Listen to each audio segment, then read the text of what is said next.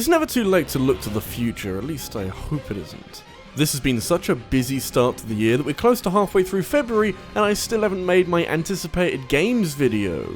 Not sure what I've been doing in the meantime. Must have been a significant period of time, like the start of a new year or the start of a new decade, which is perhaps why it's taken me so long to talk about some of the games that I'm excited for this year. It's in fact taken so long that I was going to talk about Journey to the Savage Planet, only to realise that it came out at the end of January. If I wait any longer, there won't be any games to talk about. 2019 was an okay year for games, nothing special compared to some of the years that were especially saturated with incredible games, but the way I see it, a new year is a clean slate and hopefully we'll be filling the next 300 plus days with video games that are memorable for all the right reasons. There's definitely a lot to look forward to, and that's without considering E3 that should reveal even more to get excited about, so I think now's a good time to look ahead and make 2020 out to be very not shitty. As long as we're not killed by World War III or coronavirus. We'll always have video games. I've always loved these kinds of videos for their bleary-eyed optimism. It's a lot of fun to look back on halfway through a year when, games aren't quite as good as we thought they'd be and developers and publishers are starting to act shady because for just one moment, everything looks so promising and so exciting until, reality hits and it's not quite as, fun as we thought it would be. Also, as you can clearly tell, I've started unpacking parts of the office, I've moved some boxes, and I've started unpacking all this shit. I haven't finished, evidently, but, I need a new chair, and then maybe we'll be there. Also, I need to mop because it's fucking filthy in here.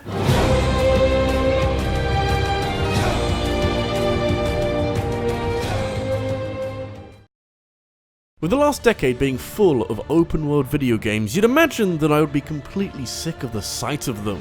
I think I am, because there needs to be a catch to it that can grab my attention, since there's so many games out there that are just big for the sake of it. I think it depends what genre it's attached to, and if we can dodge the stereotypes of open-world games by making it a two-dimensional Metroidvania, then we've got dozens of great indie games as proof that you can take an open concept and give it a bit of direction. Ori and the Will of the Wisps comes out in literally just a couple of weeks, so I should probably talk about it right now.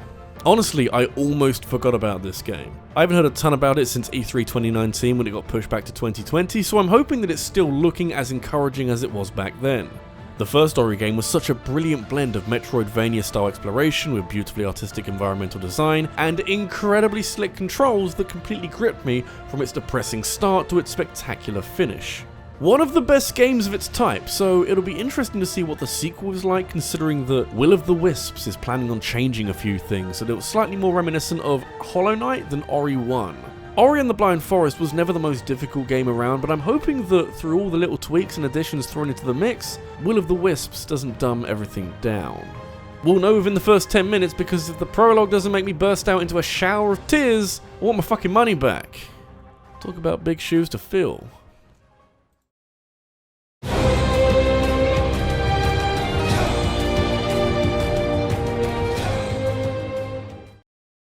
Hey, has anyone here played Deadly Premonition? You'd know if you've had, because it's easily one of the strangest, most surreal experiences you could ever hope to have playing a video game, as this deeply unusual game folds out into a Twin Peaks style murder mystery investigation that derails into some truly insane territories that I still don't fully understand 10 years later. Luckily, it seems like I'm not alone in not having a clue what this game is trying to do, since it holds a Guinness World Record for the most critically polarizing video game, something reflected nicely by the huge range of review scores and its crazy cult following. It's like the most Japanese game ever made, and yet one that I'd recommend everyone to play because it's just so bananas. It's also getting a sequel, so maybe you should play it so you can catch up with all the intricate lore and story details. It's like Kingdom Hearts 3, but really fucking weird. How has this game got a sequel? Like, genuinely how? I like Deadly Premonition a lot and stand by that a game should be entertaining even if potentially unintentionally. But how did enough people with money decide that they wanted a second one of these games made? Generally, if a game is met with mixed reception and isn't one of the biggest franchises in the world, it isn't likely to get a second shot at trying to convince the general public to pay money to play something they might not understand too well. I personally can't wait, as long as Deadly Premonition 2, A Blessing in Disguise, is half as bonkers as the first game. It's going to be something that's worth keeping an eye on. Don't think too hard about it, just let it wash all over your bewildered face. We'll reconvene sometime afterwards, I promise.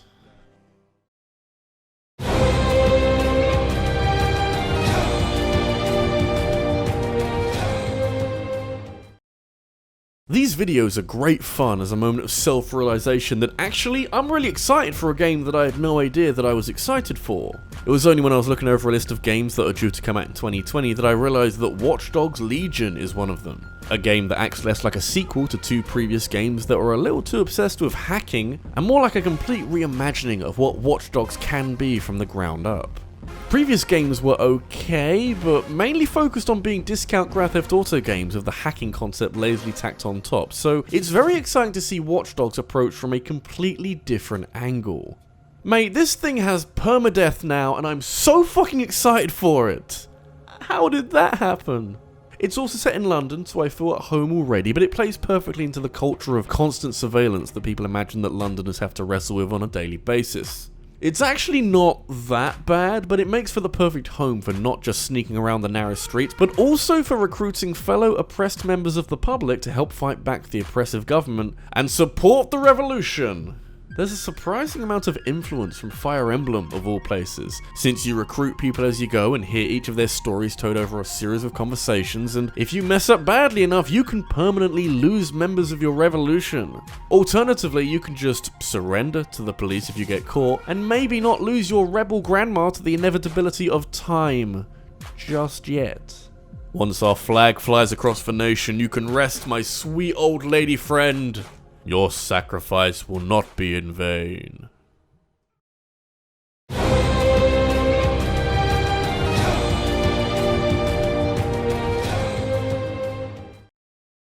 This video is honestly nothing more than vacant guesswork. Not only am I predicting which of these games I might like the most when they come out, but I'm doing so with a degree of faith that they all come out in 2020.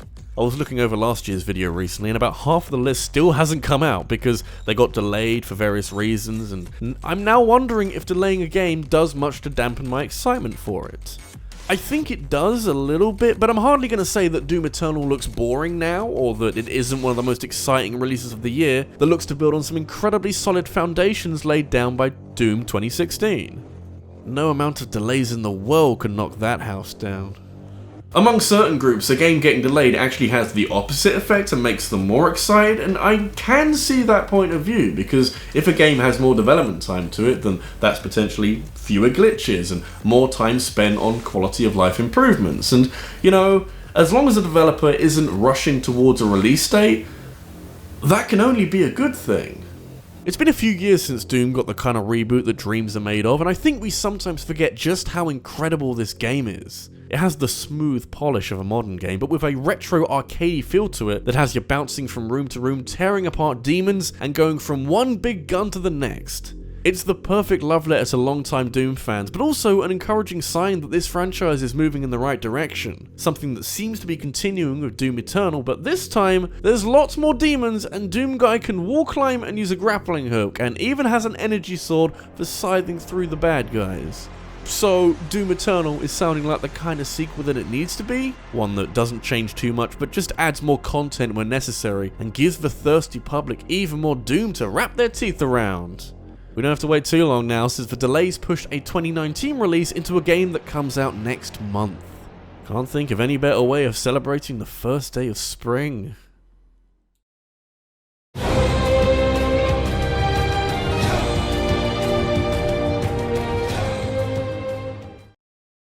I won't lie to you people, I'm a little worried about Cyberpunk 2077. Not because it was delayed, because you'll soon come to realise that every game on this list was, but because of what kind of game is being made here. CD Projekt Red's previous experience of making games has only ever been The Witcher. And I'm not saying that they won't be able to translate what they've learned from a series of fantasy games to a more futuristic setting, but it is still a big step from only ever making one kind of game all the time. The encouraging news is that from what we've seen, Cyberpunk looks really impressive, and the fact that CD Projekt are still adapting a story and its themes from literature instead of starting from scratch should stand them in good stead. One step at a time, let's not get too crazy too soon. Besides, we really haven't had enough Cyberpunk video games. Blade Runner is one of my all-time favourite movies, and with all the genre has to say about oppressive corporations dominating our underdeveloped societies and how advances in technology overtake the speed at which society evolves, that's gotta make for one hell of an interesting video game down the line. Far Cry Blood Dragon is a good example if you want all of this parodied, and System Shock is just wonderfully creepy in a HAL 9000 kind of way, but I think I'm ready for a big dose of political commentary laced with all cyborgs and stuff. CD Projekt Red must be fully aware at this stage that their games have mass market appeal, so I doubt they'll try anything too risky, but they should have more to work with than they ever did with The Witcher, and hey, those games turned out pretty incredible. Gonna need more lasers and hover cars in my dystopian future, please.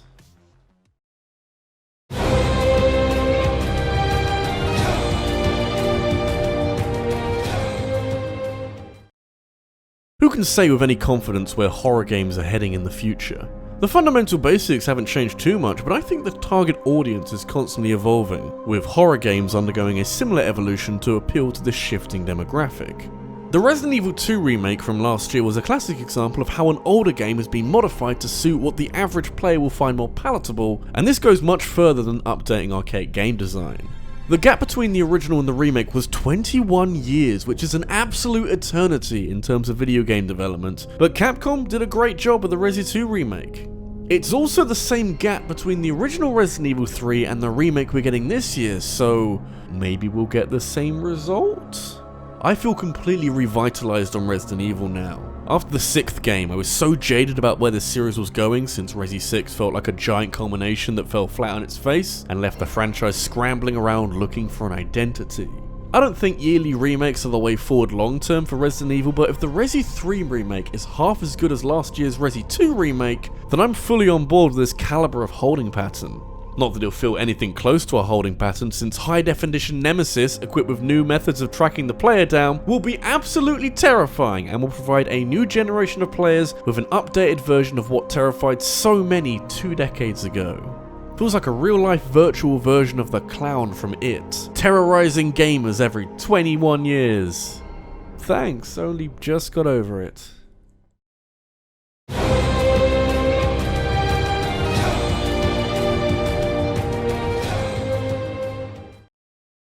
I think we're about to find out the timescale that developers are working with from proof of concept to release date. I say proof of concept, but I'm referring to those very basic trailers that we kept getting for a while where we'd get an announcement for an upcoming game that everyone's looking forward to, but without any gameplay, since the developers are just that excited to let everyone know that this game is on the way. The Final Fantasy VII Remake went above and beyond with this, since its unveiling at 2015's E3 featured a trailer with some impressive production value, designed to slowly reveal that Final Fantasy VII is finally getting the remake that it's needed for a long time. And now, it's getting the release date it's needed for a very long time. Thank fuck for that, now no one can have a go at me for putting Final Fantasy VII on a list like this. It's already been delayed once this year, so fingers crossed. Mind you, the game we're getting in a few months is only episode 1 of however many it will take to get through a game that was originally spread over 3 discs. I've never been a massive fan of episodic games, since I'm always concerned about writers stretching a narrative across multiple games in a way that feels natural and organic. The fortunate thing is that Final Fantasy VII was already divided up by discs, so doing the same with PS4 games should make things easier and make Square a lot more money in the long run. Choosing to switch from conventional turn-based combat to more of an action RPG style sounded like a bad idea on paper, but since seeing that showcase at last year's E3, this all looks properly realised and unique enough to give veteran players something new to play with. Plus, everyone looks amazing, it's like a class reunion and everyone there has had the best 23 years imaginable. You finally got normal looking arms, Cloud. Never realised I could be this happy.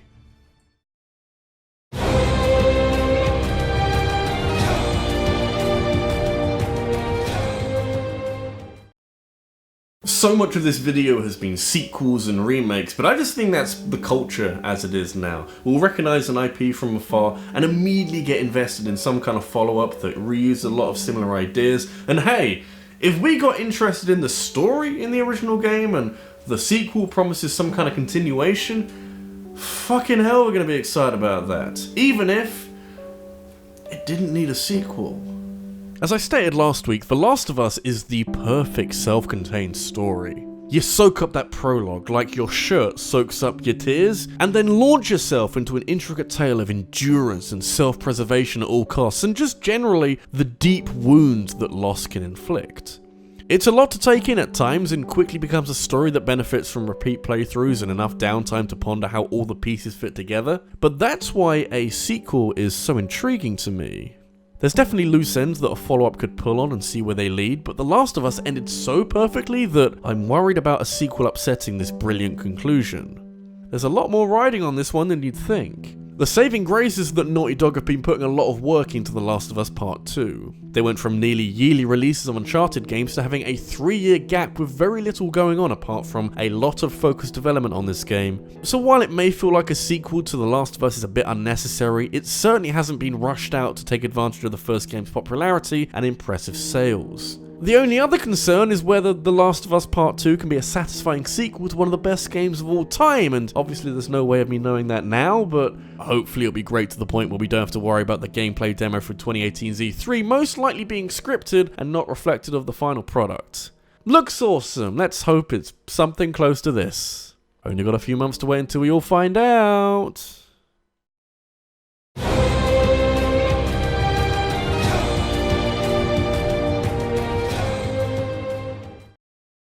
Hey, Nintendo, when are you going to take your fingers out of your butts and give the world Super Mario Odyssey 2?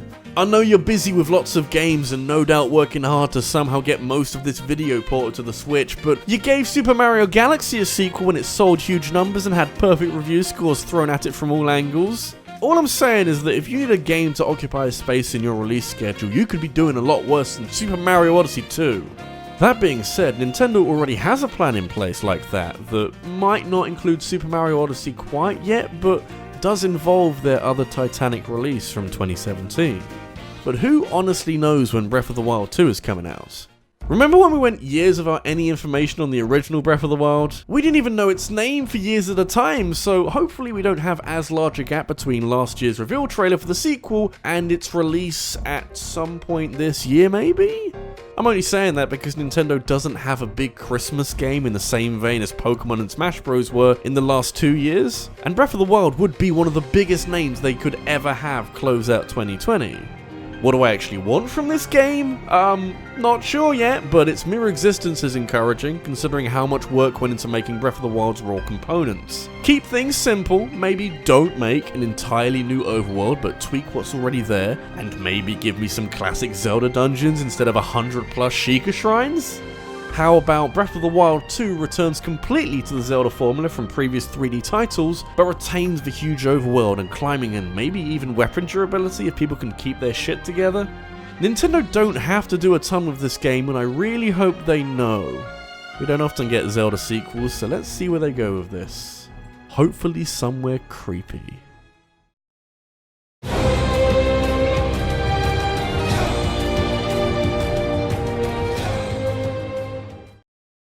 For the record, Breath of the Wild 2 is my most anticipated game right now, but the reason why it isn't number 1 is that I have slim to no faith that it will come out this year. I'd love it if it did, but I'm not sure if I'm asking too much from a dev team that only recently survived Breath of the Wild's development window, and they definitely deserve a rest. I might be able to survive this year without Breath of the Wild 2 if Animal Crossing New Horizons is half the game that its potential is hinting at, because if Nintendo knock it out of the park with this, I'll never need to play any other game ever again. I've maintained since day one that the one franchise that will benefit the most from the Switch's unique claim as both a home console and a handheld is Animal Crossing, since the history of the franchise showed the technical limitations held back the DS and 3DS games, but all the others were tethered to a TV and never benefited from the pickup and playability of the handheld games. Animal Crossing New Horizons is breaking new ground then, and that's not even mentioning the bold decision to throw the player onto a deserted island that you slowly build up to look somewhat like the anthropomorphic community that we all know and love at this point. No idea how this is going to change Animal Crossing, or if it unlocks a whole new aspect that allows it to transcend into a higher plane of life simulator, but hot damn, I am very curious to find out. Apparently Mr. Rossetti is in the game, despite the autosaving making it impossible to reset the game, so he's out there looking for work. If you make him the driver at the start, it'll already be the perfect video game. I want to see that mole fly a plane. This is RabbidLuigi, and the only stumbling block to Animal Crossing New Horizons is its release date, which is the 20th of March. Incidentally, the same day that Doom Eternal comes out. Now, it is possible to play 2 games at once, and those games are very different, but I can't really imagine how that's going to work. Is that going to be Animal Crossing by day and Doom Eternal by night? It's going to be a hell of a weird couple of days. I might feel the need to rip and tear some animal villages.